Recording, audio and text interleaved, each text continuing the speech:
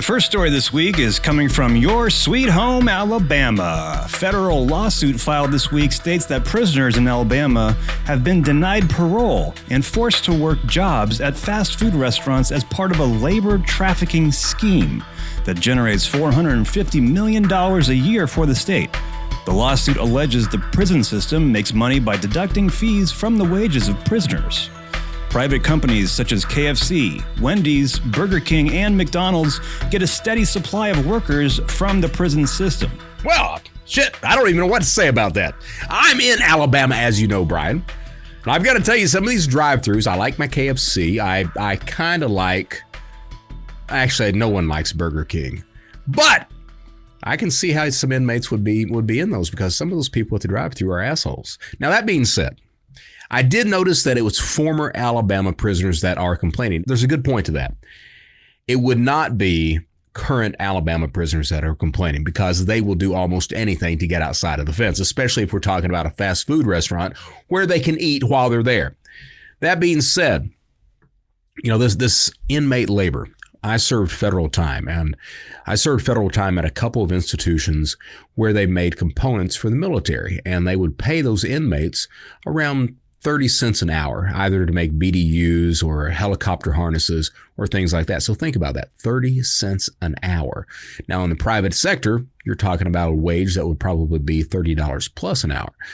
Same thing what we're talking about with Alabama with inmate labor. You come in, you're paying these inmates to work at fast food. Instead of $10, $12, $14 an hour, you're paying them 30 cents an hour, 12 cents an hour, something like that. Of course, they get outside of the gate for that day. It's very profitable for a company to hire an inmate and do that. And there's something very wrong with that. You know, the way our society is today, the way the economy is going, to not give someone that is out there in the free world looking for a job, to not hire them just because you're looking at profit and try to make even more money and stick that money in your pocket by hiring an inmate, there's something really wrong with that. And hopefully this lawsuit goes through and we get some justice at the end of the day. Brian? And here's one more from the heart of Dixie. The U.S. Department of Justice said 6 people have pleaded guilty over the last few months to committing fraud and theft at credit unions all across the country, including ones in Alabama.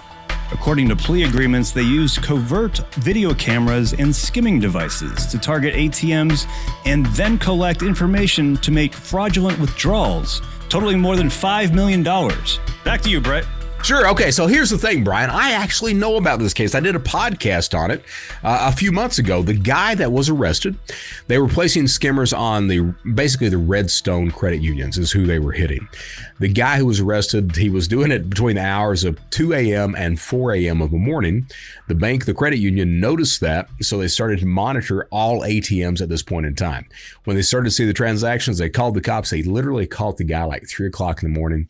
They rode up on him, the police did. A foot chase ensued. They got the guy, and as you noted, there were $5 million that was stolen. This is, it's interesting that crime continues to explode in online and this mixture of online and physical world elements, in this case, skimming devices. These guys were connected through Telegram of that card. What a skimmer captures is the track data. So on the back of your credit or debit card, there are 3 data tracks on that magnetic stripe. The first data track is the customer's name. The second data track is the card number /16-digit algorithm out beside of that. The third data track is called indiscriminate data. No one uses it. What a skimmer captures, the most important thing, is that second data track, the card number /16-digit algorithm. That's what you need in order to copy the card, clone the card, counterfeit the card, whatever you want to call it, and then use a card at an ATM to steal that person's money. And then what captures the PIN is either a small camera